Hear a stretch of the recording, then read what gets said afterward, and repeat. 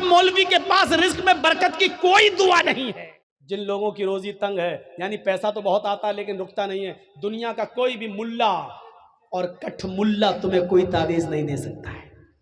اگر تمہیں اپنا علاج کرنا ہے تو نماز سے اعراض بند کرو، اذان کی آواز سنتے ہی فوراً مسجد کی طرف جاؤ اور نماز کی ادائیگی کرو۔ اس لیے میرے بھائیوں، اس پر عمل کریے۔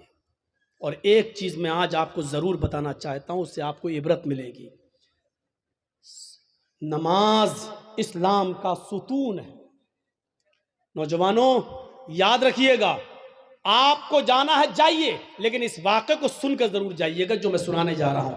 اللہ تبارک و تعالیٰ نے نماز کے سلسلے میں کیا فرمایا، یہ سن لیجئے گا۔ وَمَنْ أَعْرَضَ عَنْ ذِكْرِي فَإِنَّ لَهُ مَعِيشَةً ضَنْكَ، جو اللہ کے ذکر سے اعراض کرے گا، جو اللہ کے ذکر سے اعراض کرے گا، جو میرے ذکر سے اعراض کرے گا، ہم اس کی روزی کو تنگ کر دیں گے۔ 1.5 گھنٹہ ہو گیا آپ کا مائک سیٹ نہیں ہوا، کیمرہ، تعجب ہے یار، اتنی دیر میں تو لڑکی سیٹ ہو جاتی ہے، آپ نہیں کر پا رہے۔ اب ہم کو کیا معلوم، ہم تھوڑی بناتے ہیں، آپ لوگ بنا رہے ہیں، لیکن اٹھنا بیٹھنا اچھا نہیں لگتا نا، میں نے پہلے ہی کہا تھا۔ اب سنیے، وَمَنْ أَعْرَضَ عَنْ ذِكْرِي، اللہ نے کیا کہا، جو میرے 2-3 چیزیں آپ کو ملیں گی، پوائنٹ نوٹ کریے گا۔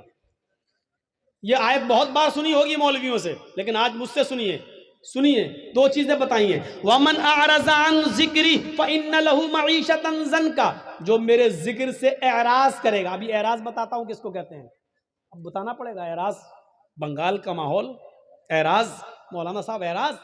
وَمَنْ أَعْرَضَ عَنْ ذِكْرِي فَإِنَّ لَهُ مَعِيشَةً ضَنْكَ، جو میرے ذکر سے روگردانی کرے گا، منہ پھیرے گا، ہم اس کی روزی کو تنگ کر دیں گے۔ اللہ نے یہ نہیں کہا روزی بند کر دیں گے، 2 چیزیں ہیں۔ اللہ نے کیا کہا، روزی تنگ کر دیں گے، یہ نہیں کہا روزی بند کر دیں گے۔ روزی تو ملے گی لیکن تنگ کر دیں گے۔ تنگ کا مطلب ٹائٹ۔ اب ٹائٹ کی بھی قسم کیا ہے، آتا تو بہت ہے پیسہ ہمارے پاس، ایک دن میں ہمارے پاس 50-50 60-60 80-80 ہزار روپے آ رہا ہے، لیکن شام ہونے سے پہلے سب ختم ہو جا رہا ہے، رک نہیں رہا ہے۔ یہ ہے تنگ۔ آتا ہے چلا جاتا ہے، آتا ہے سب بچ ہی نہیں رہا ہے۔ مولانا ہاں کیا بات، برکت نہیں ہو رہی پیسے میں، کوئی دعا دے دو۔ ارے یار وہ مولوی تجھے کیا دعا دے گا، بیچارہ وہ خود 10,000 روپے مہینے میں پڑھا رہا ہے، اس کی روزی میں خود برکت نہیں ہو رہی ہے، وہ خود 8,000 روپے مہینے میں پڑھا، وہ تو تجھے تعویذ دے گا، وہ تجھے کوئی راستہ بتائے گا؟ تو غلط جگہ پہ جا رہا ہے۔ وہ دل کی تسلی کے لیے کچھ لکھ کے دے دے، تو لٹکا لے، وہ الگ بات ہے، لیکن اللہ کی قسم مولوی کے پاس رزق میں برکت کی کوئی دعا نہیں ہے۔ ہم تو کرے ٹوٹ جاتا تو اچھا ہوتا۔ مولوی کے پاس کوئی دعا نہیں ہے۔ اللہ نے صاف کہہ دیا، اگر روزی میں برکت چاہتے ہو تو یہ طریقہ اپناؤ۔ وَمَنْ أَعْرَضَ عَنْ ذِكْرِي فَإِنَّ لَهُ مَعِيشَةً ضَنْكَ، جو میرے ذکر سے اعراض کرے گا۔ یہاں ذکر سے مراد نماز ہے، ذکر سے مراد نماز ہے۔ دیکھیے اللہ نے قرآن میں دوسری جگہ کہا فَإِذَا نُودِيَ لِلصَّلَاةِ مِن يَوْمِ الْجُمْعَةِ فَاسْعَوْا إِلَىٰ ذِكْرِ اللَّهِ یا ایھا الذین آمنوا اذا نودی للصلاۃ، اے ایمان والو جب تمہیں جمعے کی نماز کے لیے بلایا جائے، اذا نودی للصلاۃ، جب تمہیں نماز جمعہ کے لیے آواز دی جائے، یعنی اذان ہو، فاسعوا الی ذکر اللہ، تو تم دوڑ پڑو کہاں؟ اللہ کے ذکر کی طرف، یعنی نماز کے لیے۔ ذکر سے مراد کیا ہے؟ نماز۔ یہاں ذکر اللہ نے کس کو کہا؟ نماز کو۔ یہاں اللہ نے کیا کہا؟ وَمَنْ أَعْرَضَ عَنْ ذِكْرِي، جو میرے ذکر سے منہ موڑے گا، فَإِنَّ لَهُ مَعِيشَةً ضَنْكَ، ہم اس کی روزی تنگ کر دیں گے۔ میرے ذکر سے مراد نماز، یعنی نماز کے وقت جو منہ موڑے گا ہم اس کی روزی تنگ کر دیں گے۔ آپ نماز پڑھنا شروع کر دیجئے، روزی کے دروازے کھل جائیں گے، روزی کے دروازے کھل جائیں گے۔ اب اعراض کسے کہتے ہیں وہ بھی سن لیجئے، منہ موڑنا کسے کہتے ہیں؟ مثال دوں،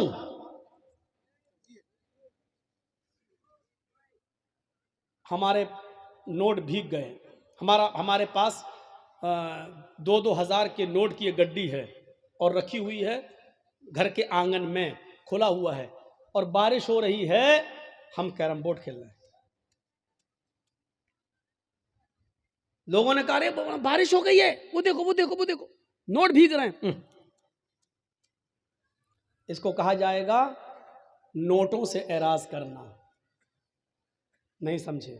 एक और मिसाल समझाता हूं।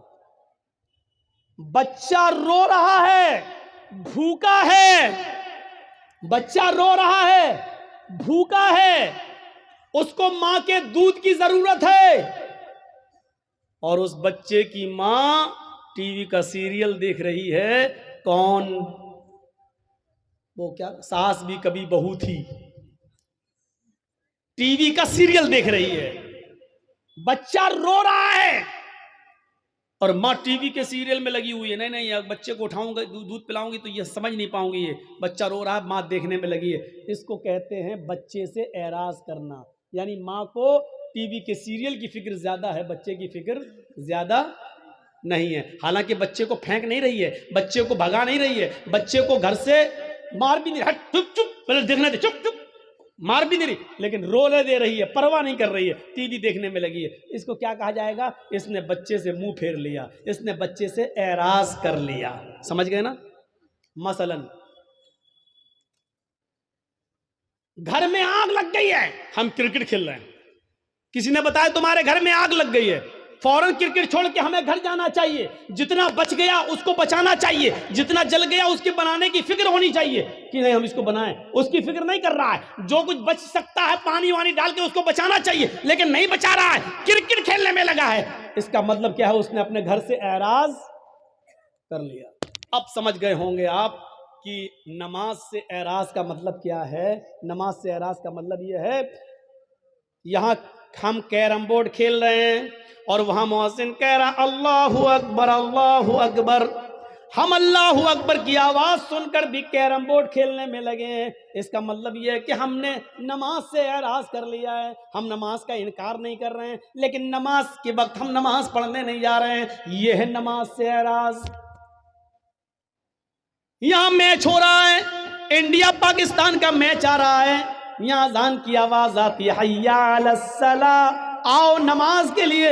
हम सोच रहे हैं यार 5 ओवर बाकी रह गया है, हम ये देख लें। अगर ये नहीं देखेंगे, अगर नमाज पढ़ने जाते हैं तो मैच का लुत्फ नहीं ले पाएंगे। कौन हारा कौन जीता ये तो पता चल जाएगा, लेकिन मैच का एक एक बॉल का जो मजा लेना है और एक एक बैट शॉट का जो मजा लेना वो देखकर ही मिलेगा। हमें मालूम है 5 ओवर बह गए हैं, लेकिन 5 ओवर के देखने के चक्कर में हमारी जमात चली जाएगी। ऐसे मौके पर जमात को नजरअंदाज कर देना और मैच को देखते रहना, यह है नमाज से एराज। यह है नमाज से एराज। जो नमाज से एराज करेगा हम उसकी रोजी को तंग कर देंगे। जिन लोगों की रोजी तंग है, यानी पैसा तो बहुत आता है लेकिन रुकता नहीं है, दुनिया का कोई भी मुल्ला और कठ मुल्ला तुम्हें कोई तावीज नहीं दे सकता है। अगर तुम्हें अपना इलाज करना है तो नमाज से एराज बंद करो। अजान की आवाज सुनते ही फौरन मस्जिद की तरफ जाओ और नमाज की अदायगी करो। अल्लाह से के जिक्र से एराज का भयानक अंजाम क्या होता है, उस अंजाम की तरफ मैं तुम्हें लाना चाहता हूं। आपने नाम सुना होगा, उत्तर प्रदेश में एक जिला है जिसका नाम है गाजियाबाद। बाई रोड जब आप गाजियाबाद से दिल्ली जाएंगे, बाई ट्रेन की बात नहीं कर रहा हूं मैं, बाई रोड जब आप गाजियाबाद से दिल्ली जाएंगे तो गाजियाबाद और दिल्ली के बीच में एक कस्बा पड़ता है जिसका नाम है लोनी। जिसका नाम है लोनी। मुसलमानों की अक्सरियत यहां रहती है, मुसलमान ज्यादा इस बस्ती में रहते हैं और सब अल्लाह का शुक्र है ज्यादातर दौलतमंद, पैसे वाले और बड़ी बड़ी कोठियों के मालिक। सन 1995 की बात मैं बता रहा हूं, 1995 की। सुनिए अल्लाह के जिक्र से एराज का नतीजा क्या होता है। अल्लाह का के जिक्र से, नमाज से के वक्त जो नमाज नहीं पढ़ता है तो उससे मुंह मोड़ने का नतीजा क्या होता है, जरा सुनिएगा आप। सन 1995 के अंदर, 1995 के अंदर इस गांव के अंदर 2 सगे भाइयों की शादी होने वाली थी। 2 सगे भाइयों की बारात लोनी से हटकर एक दूसरे गांव में जाना थी और लड़कियां दोनों उसी गांव की थी। एक साथ बारात जाना थी। एक लड़के की बारात इस लड़की की यहां, दूसरे लड़के की बारात दूसरी लड़की की यहां जाना थी। گاؤں ایک ہی تھا اور بارات دونوں کی ایک ساتھ جانا تھی. صرف نکاح سے ایک دن پہلے ان دو امیر باپ کے بیٹوں نے، ان دونوں بیٹوں نے سوچا کیوں نہ ہم اپنے یار اور دوستوں کو بلا کر آج کی رات کو رنگین کر لیں اور ڈانس کروا لیں، ناچ کروائیں، گانے سے ہم اپنی محفل کو سجائیں. تو ان لوگوں نے دلی جا کر، دونوں بھائیوں نے دلی جا کر دلی سے کچھ طوائفوں کو پیسہ دیا اور پیسہ دے کر ان کو رات بھر گانے کے لیے اور ناچنے کے لیے وہاں سے بک کر لیا اور ان کو لے آئے. ان دونوں بھائیوں کی گاڑی آگے آگے چل رہی ہے اور طوائفوں کی گاڑی پیچھے پیچھے چل رہی ہے. لونی آ جاتی ہے، عشاء کی نماز ہو چکی ہے، محفل سج گئی ہے، یار دوست بھی آ گئے ہیں، پورے گھر کے اندر دوست بھرے پڑے ہیں. دلی سے جو طوائفیں آئی تھی انہوں نے اپنا کارکرم شروع کر دیا. کارکرم شروع ہو گیا، ناچ شروع ہو گیا، گانا شروع ہو گیا. طوائفوں نے اپنے ٹھمکے دکھانا شروع کر دیا، اپنی کمر مٹکانا شروع کر دی. گانے میں ایک سے ایک بے شرم و بے حیا گانے لگے. یہ دونوں بھائی اور ان کے یار دوست مزے لے لے کر اس رات کا مزہ لے رہے ہیں، ان طوائفوں کے چھلکتے ہوئے جسم اور ان کی کمر کے مٹکنے کا اور ٹھمکوں کا آنند لے رہے ہیں. رات کب گزر گئی پتہ نہیں چلا، رات کب گزر گئی پتہ نہیں چلا. صبح فجر کی آذان کی آواز آنے لگتی ہے، اللہ اکبر اللہ اکبر اللہ اکبر اللہ اکبر. ان دونوں بھائیوں کے مکان سے کوئی 200-300 میٹر کی دوری پر مسجد ہے اور اس مسجد سے ایک مؤذن اذان دے رہا ہے. اس کی اذان کی آواز اس گھر میں بھی آ رہی ہے جہاں ناچ و گانا ہو رہا ہے. ان طوائفوں نے جب اذان کی آواز سنی تو اپنے پائلوں کی چھنکار روک دی، اپنے کمر کا ٹھمکا چھوڑ دیا. وہ تھوڑی دیر کے لیے اذان کو سنتی ہیں اور خاموش ہو جاتی ہیں. ان دونوں بھائیوں نے دیکھا کہ ان طوائفوں نے ناچنا چھوڑ دیا، انہوں نے گانا چھوڑ دیا، یہ سیدھی کھڑی ہو گئی ہیں. ان طوائفوں کے کھڑے ہو جانے سے اور خاموش ہو جانے سے ان دونوں بھائیوں کو بہت غصہ آیا. دونوں بھائیوں نے ان طوائفوں سے کہا، کیا ہوا، رک کیسے گئی ہو؟ یہ ٹھمکے دکھانا، ناچنا اور گانا تم نے بند کیسے کر دیا؟ ان طوائفوں نے کہا، صاحب یہ اذان کی آواز آ رہی ہے، اذان کی آواز آ رہی ہے، اذان کے احترام کی وجہ سے میں رک گئی ہوں. ان بھائیوں نے کہا، کیوں رکی ہو؟ نہیں ناچ گانا شروع کرو. ان طوائفوں نے کہا، دیکھیے صاحب ہم بھلے ہی گناہگار ہیں، ہم بھلے ہی مجبوری میں اپنے جسم کی نمائش کرتے ہیں اور ناچتے ہیں اور گاتے ہیں، لیکن اس کا یہ مطلب نہیں ہے کہ اذان کی آواز کا بھی ہم احترام نہ کریں. اتنا تو ہم مانتے ہیں، اتنا تو ڈر ہمیں بھی ہے. صاحب تھوڑی دیر کی تو بات ہے، اذان ہو جانے دیجئے، اس کے بعد ہم ناچنا اور گانا شروع کر دیں گے. ان دونوں بھائیوں نے جو جواب دیا وہ سنیے. ان دونوں بھائیوں نے جو جواب دیا وہ جواب یہ تھا، اذان تو دن بھر میں 5 مرتبہ ہوتی ہے، وہ تو ہوتی ہے، وہ تو پھر ہو جائے گی، لیکن تم تو بار بار نہیں آتی ہو، تم تو آج آئی ہو کل تھوڑی آؤ گی. مؤذن اپنا کام کر رہا، اس کو کرنے دو، تم اپنا کام شروع کرو، چلو ناچو. اور ان طوائفوں نے یہ سوچ کر کہ میرے پوری رات کی مزدوری کہیں یہ نہ مار لے، پیسہ نہ دے، اس لیے انہوں نے اپنے کمر کو پھر مٹکانا شروع کر دیا، پھر ٹھمکے لگانا شروع کر دیا اور ناچنا پھر شروع کر دیا. اور یہ ناچ گانا صبح 7 بجے تک چلا. دن میں 2 بجے بارات جانا تھی، شام کو 7 بجے نکاح ہونا تھا، 9 بجے وہاں سے ان دونوں عورتوں کی، دونوں بیویوں کی رخصتی ہو کر ان دونوں بھائیوں کے گھر آنا تھی. کارڈ سب کو بڑھ چکے تھے، صبح 7 بج چکے ہیں. ان طوائفوں نے کہا، دیکھو میں اکیلے نہیں جاؤں گی، تم لوگ مجھے لے کر آئے ہو، مجھے دلی پہنچاؤ بھی، کیونکہ راستے میں ہم طوائفوں کو لوٹنے والے لوگ بہت ملتے ہیں، ہمارے جسموں کے ساتھ غلط سلوک کرتے ہیں، اس لیے تم لوگ ہمیں چھوڑ کے بھی آؤ۔ ان دونوں بھائیوں نے کہا چلو ہم لے کر آئے تھے تو چھوڑنے جانے میں کیا حرج ہے۔ ان دونوں بھائیوں نے اپنی گاڑی اٹھائی، طوائفوں کی گاڑی بھی چلنے لگی۔ اب طوائفوں کی گاڑی آگے آگے چل رہی ہے اور ان دونوں بھائیوں کی گاڑی پیچھے پیچھے چل رہی ہے، تاکہ ان طوائفوں کو آگے سے اگر پیچھے کر دیں تو ہم تو آگے نکل جائیں اور پیچھے سے ان کا اپہرن ہو جائے، نہیں۔ تو ان طوائفوں سے کہا تم آگے آگے چلو۔ طوائفوں کی گاڑی آگے آگے چل رہی ہے اور ان دونوں بھائیوں کی گاڑی پیچھے پیچھے چل رہی ہے۔ سردیوں کے دن ہے، کوہرا بہت پڑ رہا ہے، سامنے سے ٹرک آ رہا ہے۔ سامنے سے ٹرک آنے کی وجہ سے طوائفوں کے ڈرائیور نے تھوڑا سا کراس کیا اور گاڑی کو نکال لیا، لیکن ان دونوں بھائیوں کے ڈرائیور نے شراب پی رکھی تھی۔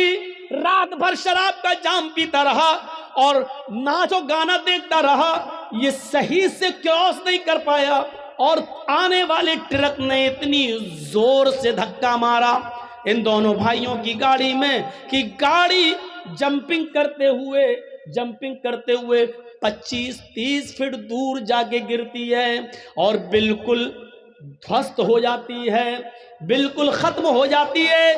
جب ان دونوں بھائیوں کی لاشوں کو نکالا گیا تو اللہ کی قسم پہچان میں نہیں آ رہا تھا کہ بڑے بھائی کی لاش کون سی ہے اور چھوٹے بھائی کی لاش کون سی ہے۔ ڈرائیور بھی مرا اور ان دونوں بھائیوں کی لاشیں وہیں پر بکھر گئیں۔ کپڑوں سے کچھ اعضاء کی پہچان ہوتی ہے، پوسٹ مارٹم کے بعد ان کی لاش گھر آتی ہے۔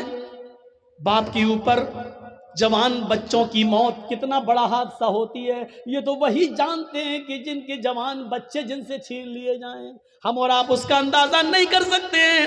میرے بھائیو، اب لاش کہیں بدبو نہ دینے لگے، اس لیے حکم ہوتا ہے کہ عشاء کی نماز کے بعد ان کو دفنایا جائے گا، ان کی مٹی ہوگی، لاش کہیں بدبو نہ دینے لگے۔ سوچئے ذرا تھوڑی دیر کے اندر کتنا منظر بدل گیا ہے۔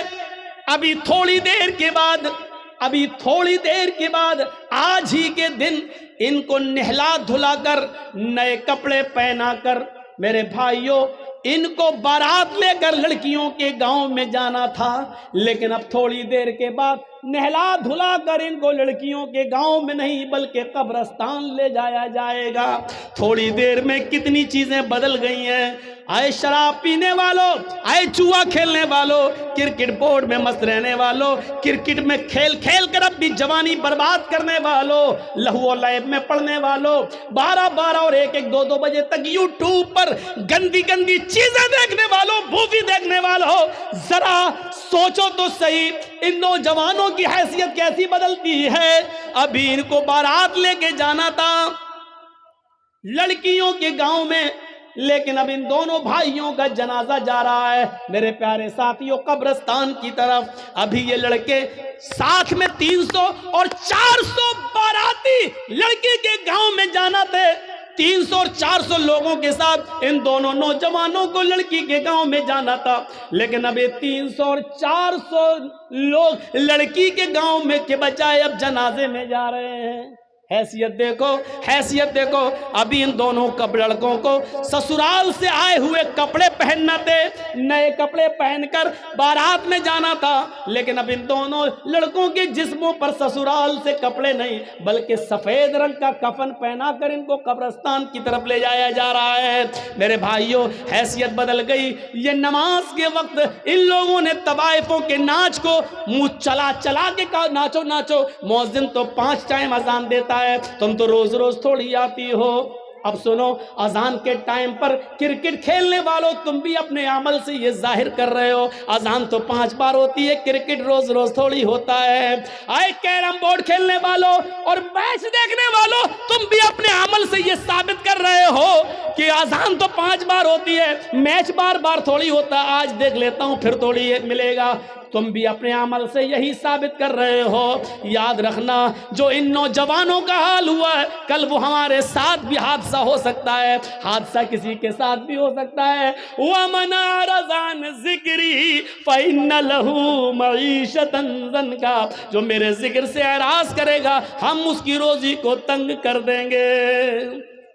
हम उससे रोजी को तंग, ये नहीं कहा बंद कर देंगे, हम उसकी रोजी को तंग कर देंगे। ये हमारे पास जो आज रोजी तंग हो चुकी है मेरे प्यारे साथियों, उसकी वजह यह है कि आज हम नमाज से दूर हो चुके हैं। ये इस्लाम की बुनियाद है, इसको पकड़े रहो। फिर सुनो, या अय्युहल्लज़ीना आमनू उदखुलू फिस्सिल्मि काफ़ा, ईमान वालो तुम इस्लाम के अंदर पूरे के पूरे दाखिल हो जाओ। हमें इस्लाम के अंदर पूरा का पूरा दाखिल होना है, आधा अधूरा नहीं, पूरा का पूरा दाखिल होने का मतलब समझते हैं? मैंने कहीं मिसाल दी थी, आपको भी दे दूं। पूरा का पूरा इस्लाम, ये एक खंबा है, ये जो लगा है जिस पर लाइट लगी है, ये खंबा है। मान लो ये बिजली का पोल है, बिजली का पोल है, और इसके बगल में आम का एक दरख्त है, आम का दरख्त।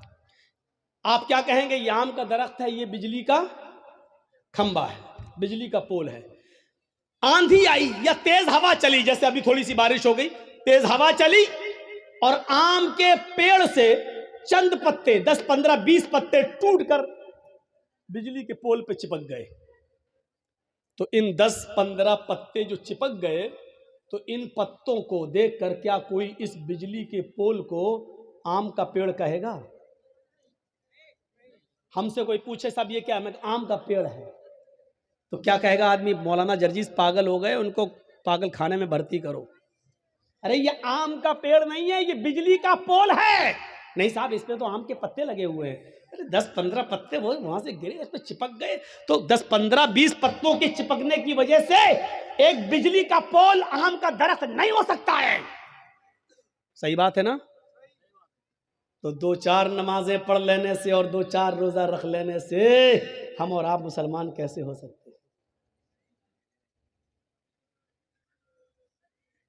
ये सही नहीं है मौलाना साहब। क्यों? मिसाल तो आप ही की है, आप ही ने कहा सही है। ये बिजली का पोल आम का पेड़ क्यों नहीं है?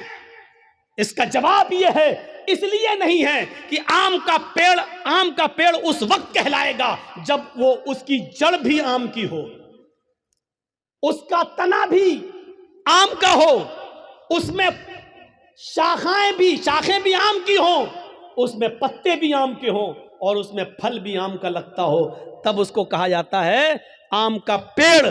तो सुन लो मुसलमान, आपको तब कहा जाएगा जब आपकी जड़ इस्लामी हो, आपका उठना, आपका बैठना, आपका लेटना, आपका सोना, आपका जागना, आपका खाना, आपका पीना, आपकी इबादत, आपकी नमाज, आपके रोजे, आपके हज, आपकी ज़कातें, ये सब जब तक अपने जड़ से इस्लामी नहीं होंगी तब तक हमें और आपको भी मुसलमान नहीं खा जाएगा। जिस तरह चंद पत्तों के चिपक जाने की वजह से बिजली का पोल आम का पेड़ नहीं हो सकता, उसी तरीके से चंद इबादतें कर लेने की वजह से हम और आप पक्के मुसलमान नहीं। कुरान ने क्या कहा? मुसलमान मत बनो, या अय्युहल्लज़ीना आमनू उदखुलू फिस्सिल्मि काफ़ा, पूरे के पूरे इस्लाम के अंदर दाखिल हो जाओ। कैसे? एक गिलास उठाइए, मिसाल देता हूं। ये गिलास है, इसमें हम एक पत्थर है डाल देते हैं, ये लीजिए। अब आ ही नहीं रहा, मोबाइल ही छोटा बड़ा। चलिए मान लीजिए हमने एक पत्थर उठाया, इस पे पानी भरा हुआ है, और एक पत्थर हमने इसके अंदर डाल दिया। दिख रहा है गिलास के अंदर पत्थर पड़ा है। 2 दिन के बाद आए, देख रहे हैं पर भी पत्थर पड़ा हुआ है। 2 दिन के बाद हमने निकाला और फेंक दिया। हमारा इस्लाम से ऐसा ताल्लुक नहीं होना चाहिए कि जब चाहें हम इस्लाम के अंदर दाखिल हो जाएं और जब चाहें हमको इस्लाम से निकाल दिया जाए। ऐसा नहीं होना चाहिए। ये पानी का एक गिलास है, जलेबी तो खाते ही होंगे, जलेबी में रंग पड़ता है ना, कलर, गुलाब जामुन वगैरह में, बूंदी वगैरह में, आप जो खाने वाला रंग है 2 रुपए का रंग ले आइए और इस पानी में डाल दीजिए और पानी रख दीजिए। अगर लाल रंग डाला है तो पानी कैसा हो जाएगा? लाल। ग्रीन कलर डाला है तो पानी कैसा हो जाएगा? ग्रीन। येलो कलर डाला है तो पानी कैसा हो जाएगा? یلو پیلا. اب کیا آپ کے باپ بھی رنگ کو پانی سے الگ نہیں کر پائیں گے؟ کر کے دکھاؤ. کیوں؟ پانی میں جب رنگ پڑ گیا تو پانی نے فوراً رنگ کو اپنے اندر جذب کر لیا اور رنگ نے بھی پانی کو اپنے رنگ میں ڈھال لیا. دونوں طرف سے بات ہوئی نا. پانی میں رنگ ڈالا گیا, پانی نے فوراً رنگ کو اپنے اندر جذب کر لیا, لیکن رنگ نے بھی پانی کو اپنے رنگ میں ڈھال لیا. اب آپ رنگ کو الگ کرنا چاہو پانی سے تو رنگ پانی سے الگ نہیں ہو سکتا, اور پانی کو الگ کرنا چاہو رنگ سے تو پانی بھی الگ نہیں ہو سکتا. پھینک دو گے بیکار ہو سکتا ہے لیکن الگ نہیں ہو سکتا ہے. یہ تعلق ہونا چاہیے ہمارا اسلام کے ساتھ. یعنی اسلام ہمارے اندر ایسا گھسا ہوا ہو, ایسا جذب ہو جائے کہ اسلام ہمارے اندر ایسا جذب ہو کہ ہم اسلام کے مزاج میں ڈھل جائیں اور اسلام ہمیں اپنے اندر جذب کر لے. پھر ہم سے اسلام کو نکالا جائے تو نہ نکلے, اور اسلام کو ہم سے دور کیا جائے تو نہ ہو. جیسے سمیہ سے اسلام دور کروایا جا رہا ہے لیکن جان دے دی, لیکن سمیہ سے اسلام نہیں چھڑا. حضرت بلال سے اسلام چھڑایا جا رہا ہے لیکن بلال نے کہا جان دے دیں گے لیکن اسلام نہیں چھوڑیں گے. میرے پیارے ساتھیوں, اسلام کے ساتھ ہمارا تعلق رنگ اور پانی کی طرح ہونا چاہیے کہ ہم سے اسلام دور کیا جائے تو نہ ہو, اور اسلام سے ہم کو دور کیا جائے تو ہم کو دور نہ کیا جا سکے. یہ تعلق ہونا چاہیے ہمارا اسلام کے ساتھ. میرے پیارے بھائیوں, یہ اسلام کے تعلق سے میں نے چند باتیں آپ کے سامنے رکھی ہیں. اسلام یہ مذہب ہے, اس مذہب کو پہچانو. 2 گھنٹے کی تقریر میں اور کتنی باتیں آپ کے سامنے کہی جا سکتی ہیں. میرے بھائیوں سوچو, غور کرنا چاہیے ہمیں اور آپ کو. پھر کبھی آپ بلائیں گے تو پھر دوسرے ٹاپک پہ اچھالیں گے. آج ہم نے صرف اس لیے اسلام کے تعلق سے باتیں بتائی ہیں کہ اسلام ہمارا مذہب ہے, اس لیے ہمیں اس سے جڑنا چاہیے اور اسلام اپنے اندر ایسا جذب کر لینا چاہیے کہ اسلام ہم میں گھل جائے. ہمارا اٹھنا, ہمارا بیٹھنا. ایک بات اور سن لیجئے, اب اسلام لانے کے بعد, اسلام لانے سے پہلے جو غلطی کیے تھے آپ وہ قابل معاف ہیں, وہ قابل عفو درگزر ہیں, لیکن اسلام لانے کے بعد اب آپ سوچ و سمجھ کر قدم کیجئے, قدم اٹھائیے. کیونکہ اسلام لانے کے سے پہلے جتنے گناہ ہوتے اسلام لانے کے بعد معاف ہو جاتے ہیں, لیکن اسلام لانے کے بعد سوچ سمجھ کے قدم اٹھایا جاتا ہے. آپ نے اسکول میں پڑھنے والے بچے کو دیکھا ہے, اسکول میں پڑھنے آتا بچہ نرسری میں پڑھتا ہے, پھر LKG میں آتا, پھر UKG میں آتا, پھر فرسٹ میں آتا, پھر سیکنڈ میں آتا ہے. جب تک بچہ 5th میں نہیں آتا اس کو پینسل دی جاتی ہے, پینسل, اور ریزر دیا جاتا ہے مٹانے کے لیے. A لکھو, بچہ A لکھتا ہے, غلط لکھ دیا, مٹاؤ. B لکھو, غلط لکھ دیا, مٹاؤ. بچہ غلطی بار بار کرتا ہے, ریزر سے اس کو مٹا دیا جاتا ہے. لیکن جب بچہ 5th کلاس پاس کر کے 6 میں آ جاتا ہے تو اس کے ہاتھ میں پینسل نہیں دی جاتی بلکہ پین دے دیا جاتا ہے. کیوں؟ ریزر نہیں ہوتی ہے اس کے ہاتھ میں. کیوں؟ اب تم غلطی کرنے کے لائق نہیں ہو, غلطی کرنے کی تمہاری عمر گزر چکی ہے.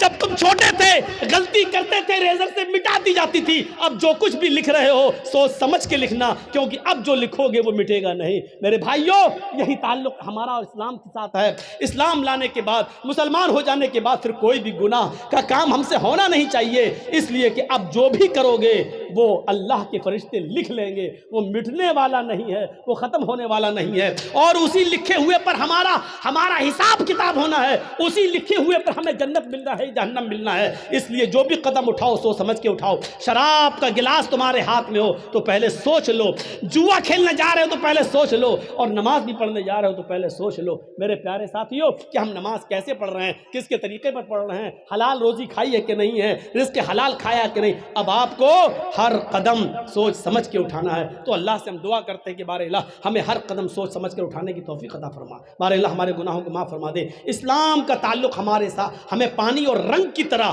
ہمارے ساتھ کر دے کہ رنگ کو پانی سے الگ نہیں کیا جا سکتا, اور پانی سے رنگ کو الگ نہیں کیا جا سکتا. اے اللہ ایسے ہی اسلام ہمارے اندر داخل کر دے کہ نہ اسلام ہم سے دور ہو, نہ ہم اسلام سے دور ہوں. بارے اللہ ہمارے نوجوانوں کی اصلاح فرما.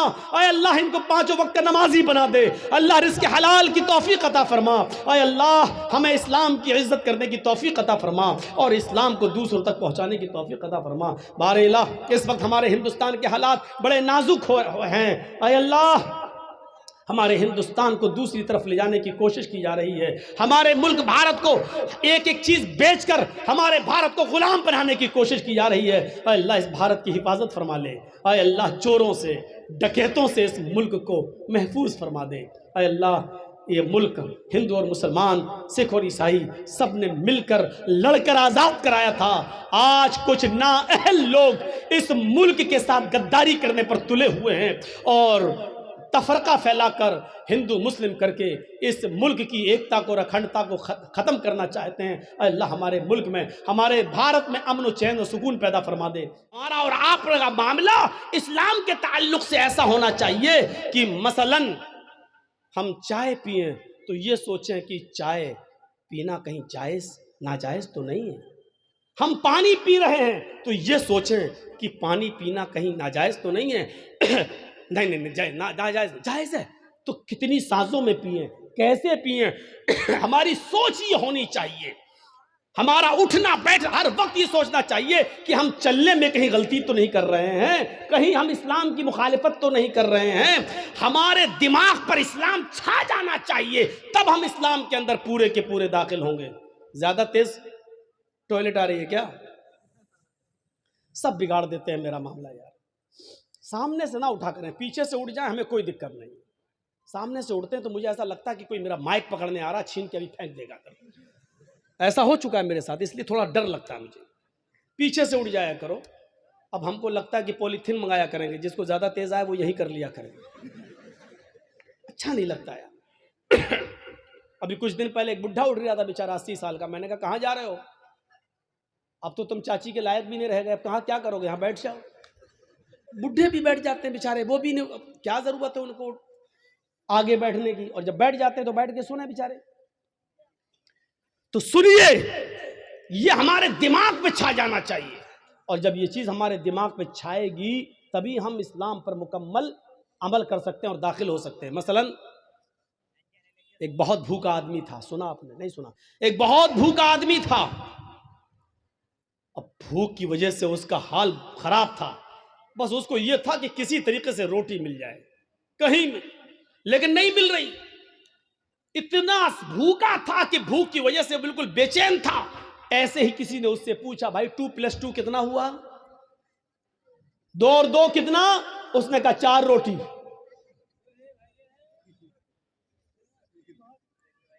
وہ 4 موبائل بھی کہہ سکتا تھا، وہ 4 مائک بھی بول سکتا تھا، وہ 4 گلاس بھی بول سکتا تھا، وہ 4 پلیٹ بھی بول سکتا تھا، لیکن نہیں۔ اور کیا ضرورت تھی 4 مائک، 4 پلیٹ، 4 گلاس بولنے کی؟ اس سے تو اتنا پوچھا گیا 2+2 کتنا، 2 اور 2 کتنا؟ اس کو جواب دینا چاہیے 4، لیکن اس نے کیا کہا 4 روٹی۔ کیوں کہا روٹی؟ کیونکہ اس کے دماغ میں وہی بھرا پڑا تھا کہ ہمیں کھانا کہیں سے مل جائے۔ یہاں تک کہ سوال کا پہلا حصہ تو صحیح دیا، لیکن آگے روٹی کہہ گیا، 4 کے بعد روٹی، کیونکہ اس کے دماغ میں وہ روٹی بھرا ہوا، کھانا مل جائے۔ میرے بھائیوں، یہی ہمارا اسلام کے ساتھ یہی سلوک ہونا چاہیے۔ ہم اٹھیں تو سوچیں کہ اسلام کی مخالفت تو نہیں ہو رہی ہے، ہم بیٹھے تو سوچیں کہ ہمارا بیٹھنا غیر اسلامی تو نہیں ہے، ہم چلیں تو سوچیں کہ ہمارا چلنا غیر اسلامی تو نہیں ہے، ہم شادی کریں تو سوچیں کہ ہمارا چلنا غیر اسلامی تو نہیں ہے، ہم کھائیں پیئیں یا جو محنت، جو بزنس، جو کاروبار کر رہے ہیں اس کے بارے میں سوچیں کہ کہیں غیر اسلامی تو نہیں ہے۔ جب تک ہم ایسا نہیں کریں گے ہم اسلام کے اندر پورے کے پورے داخل نہیں ہو سکتے ہیں۔ اسلام مکمل ایک مذہب ہے، کمپلیٹ، کیونکہ اسلام نے کوئی چیز باقی نہیں چھوڑی ہے۔ میں نے کہا نا، ان لوگوں کی زندگی کے صرف 4 سال کے حالات موجود ہیں، بس عیسیٰ علیہ السلام کے 3 سال کے حالات موجود ہیں۔ آج چلے جائیے عیسائیوں کے پاس اور پوچھئے کہ شادی کیسے ہونی چاہیے، عیسائی نہیں بتا پائیں گے۔ کیوں نہیں بتا پائیں گے؟ ان کو معلوم ہی نہیں ہے۔ کیوں؟ عیسیٰ علیہ السلام نے شادی ہی نہیں کی تھی۔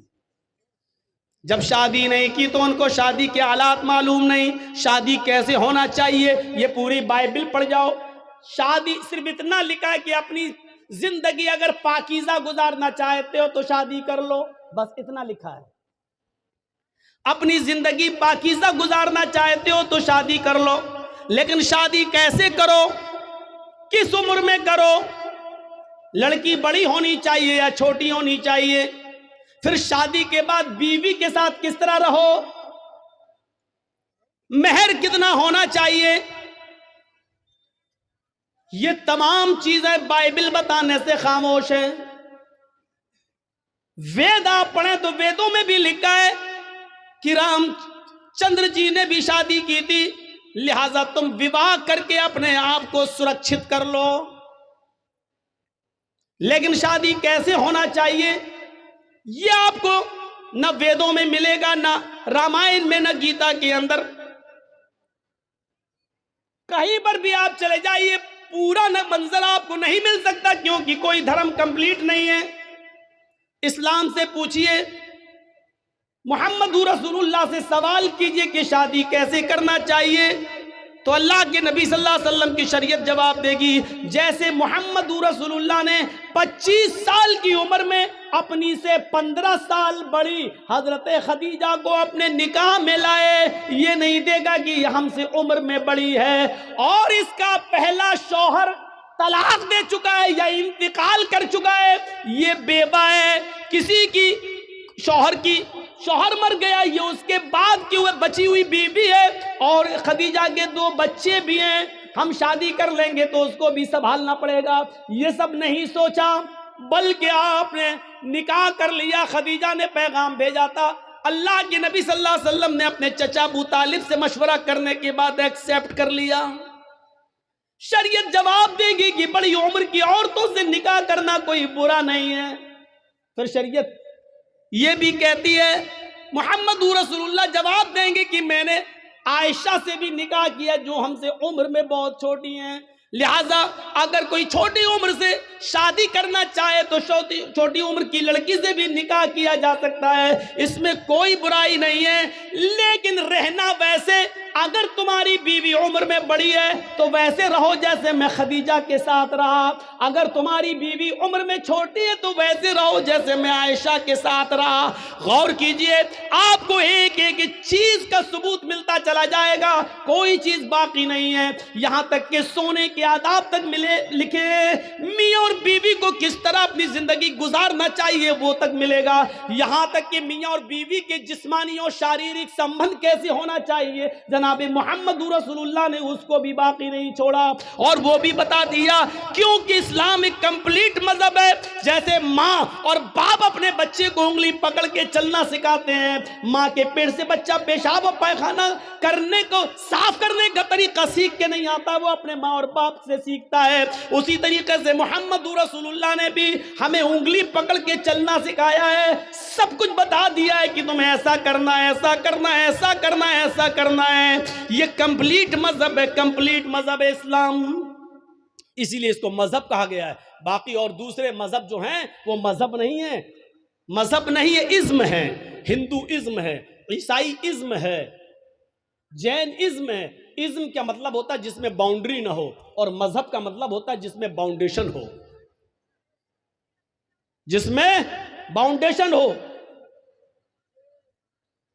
کچھ جانور حلال ہے، کھا سکتے ہو، لیکن ہر جانور نہیں کھا سکتے ہو۔ چائے پی سکتے ہو، دودھ پی سکتے ہو، لیکن ہر پینے والی چیز نہیں پی سکتے ہو، شراب نہیں۔ اچھا مولانا شراب تو چھوڑو، بیڑی سگریٹ وہ بھی نہیں، ایک باؤنڈیشن ہے۔ مولانا اس پہ بول دیجئے، اس پہ بول دیں گے تو پھر کون بلائے گا، کیونکہ سارا معاملہ تو اسی پہ ٹکا ہوا ہے پورے اورنگ آباد کا۔ اب ٹکا ہے تو کوئی کیا کرے، لیکن اس کی وجہ سے کوئی حق بات بولنا چھوڑ دے، پھر فرق کیا رہ جائے گا، پھر بات کیا رہ جائے گی۔ میرے پیارے ساتھیوں، حق بات اگر آپ کے اور ہمارے خلاف جائے تو جانا چاہیے۔ مولانا کو باؤنڈیشن نہیں کرنا چاہیے، نہیں اس پہ نہیں بول سکتے، اس پہ بول سکتے، اس پہ نہیں، ہمیں اپنے آپ کو سدھارنا چاہیے۔ اسلام کو اپنی مرضی کے مطابق ہمیں اور آپ کو نہیں ڈھالنا ہے، بلکہ اسلام کے منشا کے مطابق ہمیں اور آپ کو چلنا چاہیے۔ یہ ہونا چاہیے اسلام، یہ ہونا چاہیے اسلام۔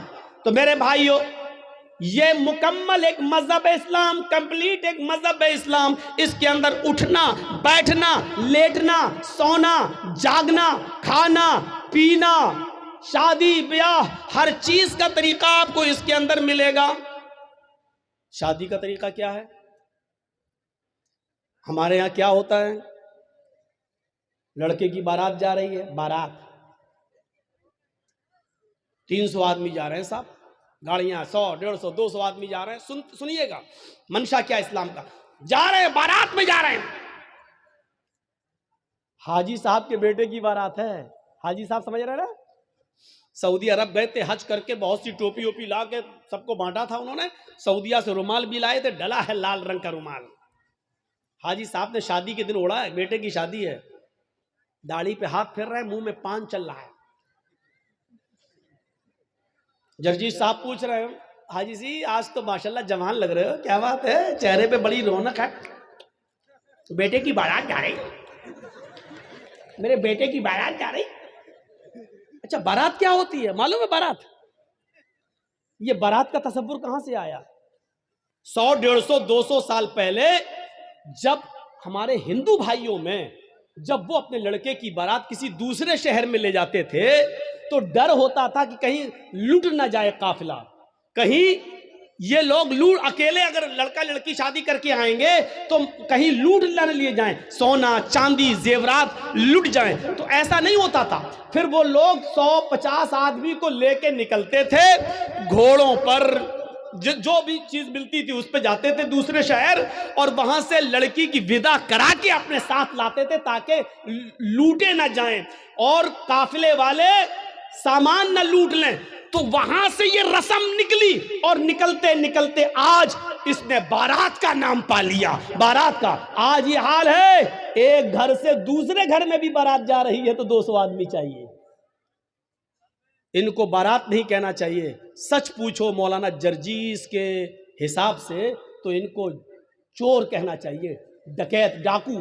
یہ باراتی نہیں ہے, ڈکیت جا رہے ہیں, ڈاکو. لڑکی والے کے گھر ڈاکہ ڈالنے جا رہے ہیں. وہاں جا کے بیٹھ گئے صاحب, جیسے ان کے باپ کا گھر ہو. اب غریب لڑکی والا بیچارہ وہ ان کو اچھے سے اچھا کھلا رہا ہے. وہ جانتا ہے کہ اگر کھانے پینے میں تھوڑی سی بھی کمی ہو گئی تو زندگی بھر میری بیٹی کو تانا مارے گا. یہ پورا سماج جتنے آئے ہیں, یہ چور, یہ ڈکیت, یہ سب تانا ماریں گے, دیکھو اس کے باپ نے ایسا کھلایا, کوئی عزت نہیں کی ہے. تو بیچارہ وہ ان چوروں کا پیٹ بھرنے کے لیے ان ڈکیتوں کو حلق تک ٹھوس دیتا ہے, لو کھاؤ, پہلے ناشتہ پھر کھانا, یہاں تک ٹھوس دیتا ہے اس کے صرف اس لیے کہ میری بیٹی کا گھر بس جائے. جبکہ اس کا قرض ادا کرنے کے لیے بیچارہ سالوں سال اس کا بیاج دیتا رہتا ہے لیکن قرض ادا نہیں کر پاتا ہے. یہ کون سوچے گا؟ ان غریب لڑکیوں کے جو ہاتھ پیلے نہیں ہو رہے ہیں یہ کون سوچے گا؟ ذرا تصور کرو کہ ایک موٹر سائیکل پہ وہ لڑکا کیسے بیٹھ جاتا ہے. ہر صاحب بڑی اچھی گاڑی ہے ماشاءاللہ, کہاں سے ملی, کتنے میں خریدی؟ جہیز میں ملی, جہیز میں ملی. ارے اس کو کہنا چاہیے بھیک میں ملی, کہتا جہیز میں ملی. اس کو کہنا چاہیے میرے سسر نے مجھے انٹرنیشنل بھکاری سمجھ کے دی, وہ کہتا گفٹ میں دی. نام بدل گئے, دیکھ لیجئے آپ.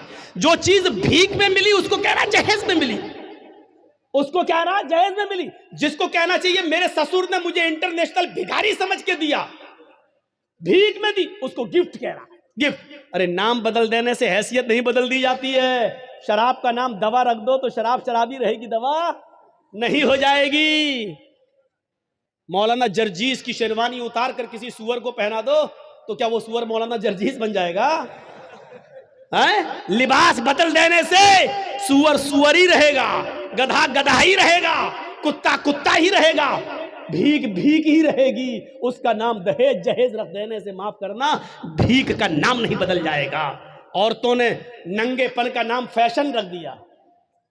کیا رکھ دیا؟ فیشن. اللہ کے رسول نے تو نہیں کہا وہ فیشن ہے, اللہ کے نبی نے تو کہا نساء کاسیات عاریات.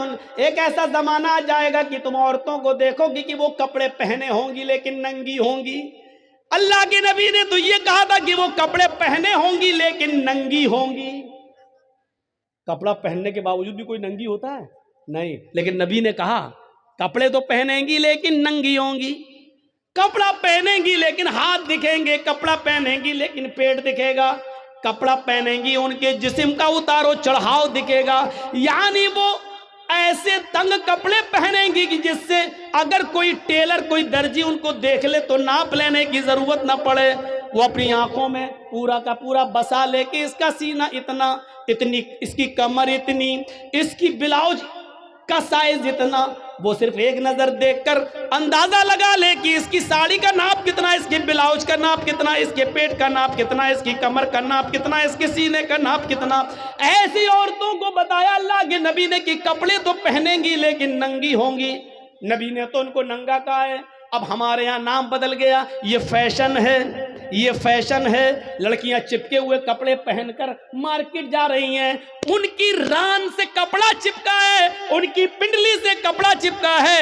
ہم کہہ رہے ہیں فیشن ہے یہ۔ میرے بھائیوں، تمہارے نام بدل دینے سے ان کا ننگا پن ختم نہیں ہو جائے گا۔